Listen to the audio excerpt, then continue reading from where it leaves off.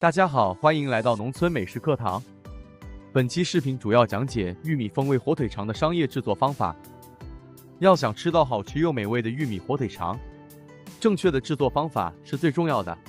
请跟着我的视频一起学习制作吧。把新鲜的玉米粒放入搅碎机进行搅碎处理，一般开机10秒左右即可，不需要打太细。在打碎玉米的过程中，不妨麻烦老铁们来个1圈3连。点赞、关注、评论，来一波谢谢！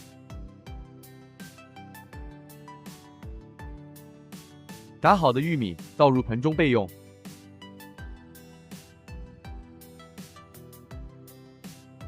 这个时候，我们准备好需要用的食品级塑料肠衣，这种是白色透明的，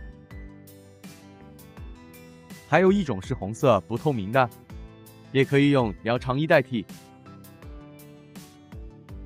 盆里准备好玉米粒，然后放入准备好的火腿肠肉料，接着放入秘制火腿肠配料进行搅拌均匀。想要知道肉料和秘制配料的，请看其余商业教程视频，或者购买商业教程后直接私信我，我会随时回复指导学习制作。请购买教程，学习后私信即可。搅拌均匀后，把肉料放入灌肠机中，准备灌肠操作。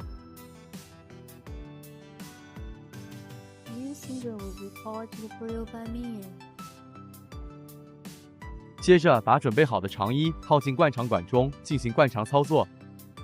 在灌肠的过程中，一定要均匀进行灌肠，避免肠衣进入空气。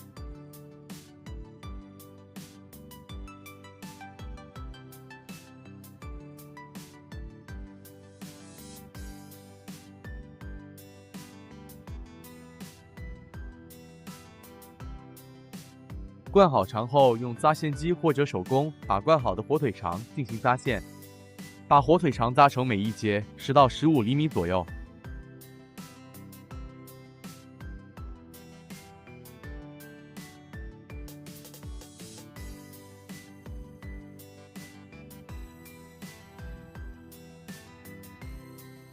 扎好线后，摆放整齐，放入锅中进行水煮。冷水下锅，盖上锅盖，大火烧开水后，转中小火煮30分钟左右即可捞出，过冷水浸泡。一般冷水浸泡10到15分钟即可捞出。然后把火腿肠剪成一节一节，方便食用和销售。这个时候，我们的玉米火腿肠就已经做好了。